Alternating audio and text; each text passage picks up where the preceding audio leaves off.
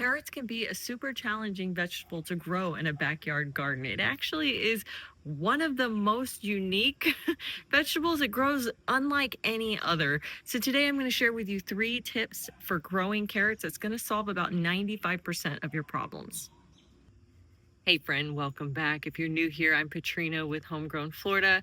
So let's first talk about the number one problem that I hear most people talk about, which is they can't get their seeds to germinate.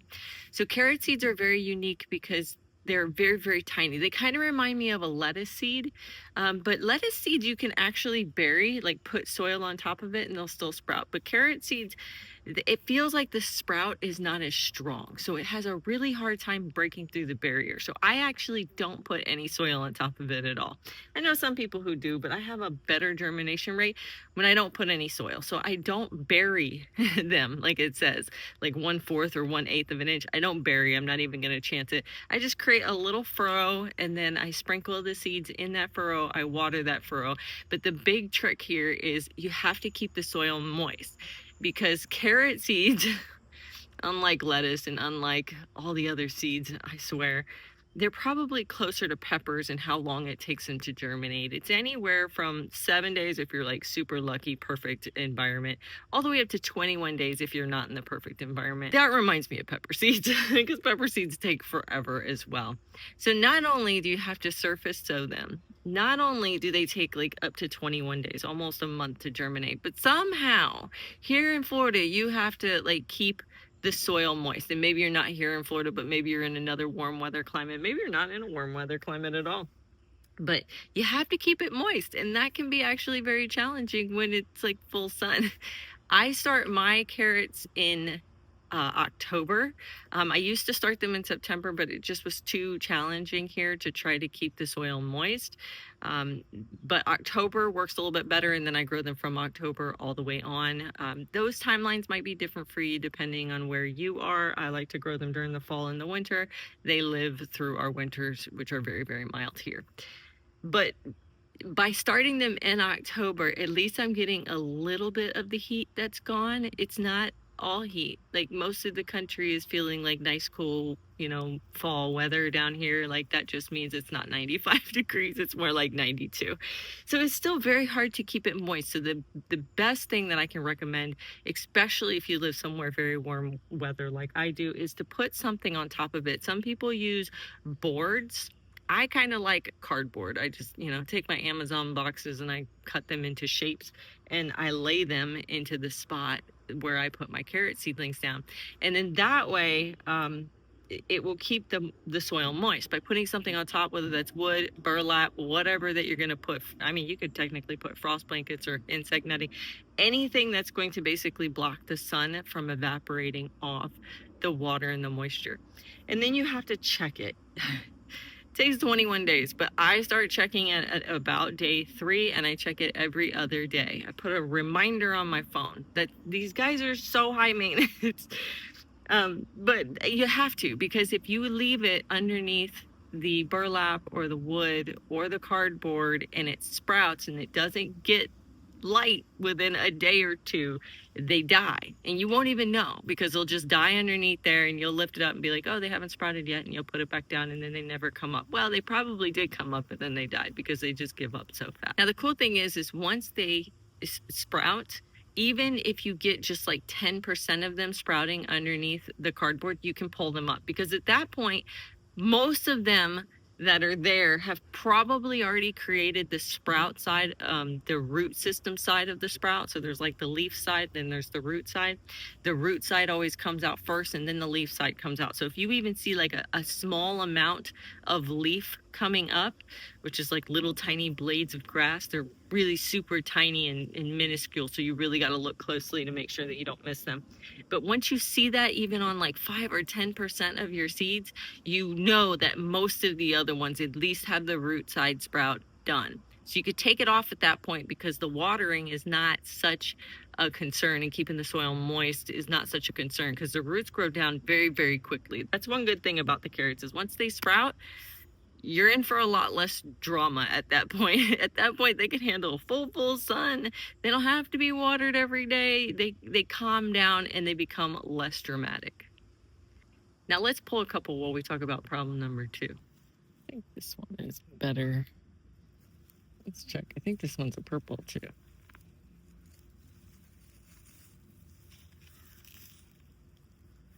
Cute. It's a little small still, so we'll leave it. Well, now let's try it.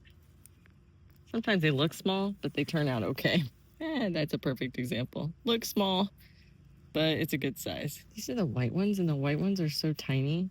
I'm gonna leave it. These are gonna be really good. And this is technically the problem that most people have in the next stage of their carrot development, which is they can't get carrots that form roots. So probably the most common reason why they won't form roots is because they're spaced too close together. If you noticed when we were looking at those and when we look at the rest of these, I'm spacing mine this year about 2 inches apart. Now they say that you can space them 1 inch, and I have grown them 1 inch apart, and they do grow. They just take a lot longer, and they do better, I feel like, when they have 2 inches. Like in 2 inches, just for, those who are like me who don't have really good standards, it's basically like the first couple knuckles of your fingers. Like, make sure that there's that much space. And when they're tiny, like hair-like seedlings, it looks like they're gonna have plenty of space between them. But as they start to grow bigger, they start to notice that it's a little bit too close and you need to thin them. And I know that that is like heartbreaking. I get it, especially for new gardeners, taking out a plant that you got to sprout that was already hard to do based on the first problem that we talked about. I totally understand why that would be just misery, taking those seedlings out. But it's best because they are such divas. If they feel even remotely crowded, they like totally give up. Like, these two were probably a little bit too close together, and you can see I have a really thin carrot here. I have a thicker here, but not as long. And that's generally what happens if you're not giving them that 2 inches of space that they like. Another thing could be variety. If you noticed here, I basically have 3 different varieties. None of these are the ones that actually do really well here in Florida. These are like rainbow carrots. They're just a random variants of different varieties in one pack, and they're not particularly known for growing well here in Florida. The 2 that I have found that grow really well here in Florida is going to be the Coroto and then the Mokum. Those 2 have done so well for me. They're a standard orange sweet carrot, very, very good. But they are pretty standard. They're not really into like the pretty colors like you're gonna get here. The other one, which I think does pretty well, is the Purple Elite. Not super big. I've had Mokums and Corotos that have gotten a lot bigger than this, but if you want to go with a pretty colored carrot, Purple Elite is pretty good. I've grown it in my garden. I don't like the Black Nebula because the root system gets like really hairy. I don't know what that's about, but they've always gotten very hairy. So variety is going to dictate how long they are, how wide they are, how thick they are, how big they get. And some of that is related to the issue with growing to full size. Some of it could be that they just don't like our particular environment here. I have grown some carrots like the Danvers that they do okay. They do all right, right? But you're gonna get your biggest bang for your buck if you go with the varieties that like warm weather, and that's why I like the Mokum and the Coroto. And if you want to learn more about the different varieties I like growing in my Florida garden for heat and humid places, definitely check out my book, Homegrown Florida Gardening Guide. It's on my website, homegrownfloridagarden.com. And then probably the last thing that might cause your carrots not to form roots is going to be if you have too much nitrogen, too little potassium, or too little phosphorus. In my beds, previous years, I've had plenty of phosphorus, not enough nitrogen, not enough potassium. That's what my soil test told me this last year, and I strongly recommend getting a soil test. I have one down in my Amazon store if you want to check that out. My soil, I think it worked great.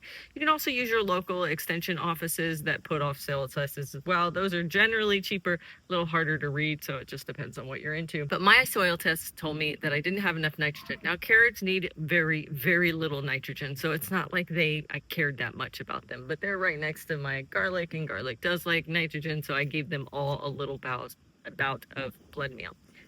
What they like is phosphorus and potassium. Now, I know my phosphorus numbers were great, but if yours are not, you could get bone meal, and that's a good option. You just put the amendments down at the beginning of the season when you plant your carrots, and that should be all you need.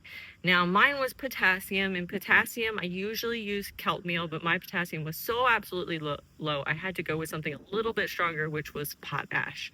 And I ended up putting down potash, and I think that it was the potassium that was holding me back for years. By not putting down enough potassium and having such depleted numbers, it caused my carrots to grow very, very slow. Now, carrots do grow slow no matter what. Some of these I planted my first round in October. I think I've already harvested those because I did them along the edges of all of my 4 beds right here. So I've already taken like 2.5 beds of carrots that I've harvested over the last several months. So I think that my first round of October seeds, I started harvesting like in December. So it was actually the shortest amount of time I've ever been able to grow and produce carrot seeds. I started with Mokum, and then I went to Coroto. Then when I got into like November, December, I was succession planting some of the ones that I know don't do great here, because I know that they're going to handle the weather during those time periods a little bit better. And so that's what these are. And then I have more Mokum and Coroto down there towards the end of the season when I was planting them in January, because those are going to handle the heat a lot longer. But those ones I planted in the middle, the ones that don't particularly love our heat here, they're going to take a really long time to grow. They're going to take like 90 days to grow to full size to get the good roots. So if you start pulling up test carrots and you're realizing that they're super tiny, and you know that your soil is good because you've done your soil test, and you know that your spacing is good because you've done your thinning, then it is just a timing issue, and you just have to have the utmost patience. So what we're going to do is we're going to take a close look at the base, and you're just going to kind of brush away the soil until you can see that carrot. You see that? If that carrot is quarter size around, it's probably big enough to harvest, but this one's more like half dollar size. So usually the height of the carrot or the depth of the carrot is in correlation to how wide the carrot is. But let's see, sometimes they fool you, and that's not necessarily the case. So then to pull it up, you're just going to kind of wiggle until it kind of breaks free. And then you come straight up. Oh, that is a magical, perfect carrot. Look at that thing.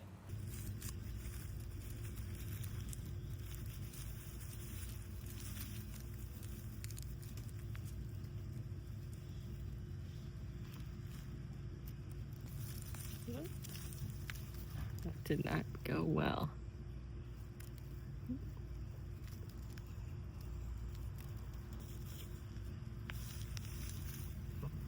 Same with that one.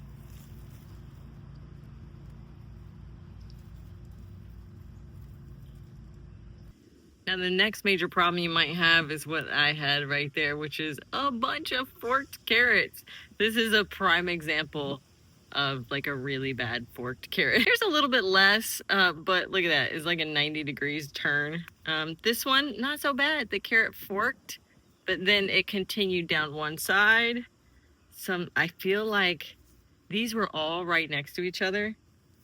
These 3, they were like in a row. I'm like, there's something down there. There's like, I put a stick or there's a rock or something that's running the whole length, causing them to fork. This guy, he probably would have continued to grow downward like the other one. This one has like a little nub off the side where it tried to grow that way, and then it decided to go this way. And then this one, which is probably the worst. It was growing down and it got conked to the side. Now, why does this happen? Well, it happens because the root has encountered something. For when that root sprouts and it goes downwards, like I told you before, they're weak as seedlings. They can barely even break the surface. That's why we don't even cover them. Well, the roots are super weak too. And if they even, like a hint of anything, a tiny pebble, a little rock, a piece of a wood chip, a small branch, if it hits something, it's going to fork. And a lot of the times you see them fork like this, where there's like multiples. It's going off in different directions. It is still trying to grow, but it gives you these weird carrots, and typically they don't usually grow a full size. As you can see here, they don't get very big. Even my biggest one, isn't super big. This is a Coroto carrot, and they usually get a lot bigger than this, but it started forking and it just basically like stalls it out a little bit. So what you should do is when you go to plant your seed, before you do anything else, you need to till the soil. You don't need fancy tools. Like what I'm using here is a hand tiller. You can get one of these. I'll put in my Amazon store, or just as simple as take your shovel or your hand trowel and just kind of double dig, like dig a couple times into the soil, just breaking it up really good. Make sure you don't feel any rocks in there. Really like wedge and make it loose. You need super, super loose soil. If you're growing in the ground, you need to really get deep down in there, because what you see here, the carrot, there's also these little fine hairs right there. Those, if they even feel anything, they're going to start forking. This one's actually already trying to fork. As you can see there, it's got like 3 little things, and they're going to go in those directions. So you don't want anything in the way whatsoever when they're trying to go downwards. Growing in the ground, growing in a raised bed. I think raised beds are a little bit easier, or maybe even containers are a little bit easier, as long as they're deep enough. 18 inches is really what you want to go for, unless you're growing the little short stubby carrots. What are they called? Short and sweets. Those you can go with a little bit shorter. Like if you're container growing, you can do the shorter carrots. There's a shin Coroto that's a little bit shorter too. There's different kinds of Corotos. So shin Coroto is one of the ones that's a little bit shorter of a carrot. So if you're growing in containers, that might be a better option for you, because even though the carrot is like this big, you need like that much room. You need 12 inches for that carrot.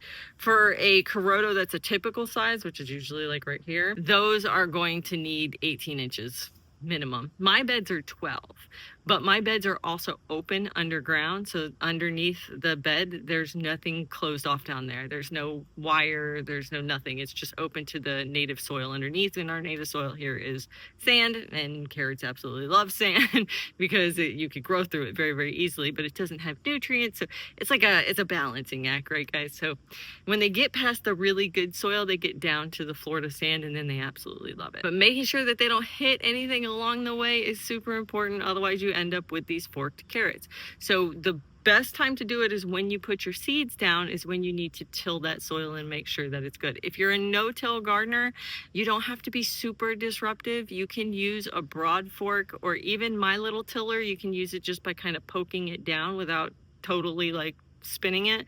But you do need to disturb the soil some in order for these to grow well. Otherwise, you're going to end up with nothing but lots of forked carrots, and your carrots are going to end up being smaller because the forking does take away some of its vigor to grow fast and grow fast roots. Those are my 3 biggest tips, and I hope it helps you with growing carrots in your garden. Thanks for hanging out with me today while we harvested a bunch of carrots. I know some of them look a little bit weird, but trust me, they still taste exactly the same as a regular carrot. They are still going to be absolutely delicious and good, even if they're a little forked and a little weird. It's fine. We love ugly vegetables. Happy gardening.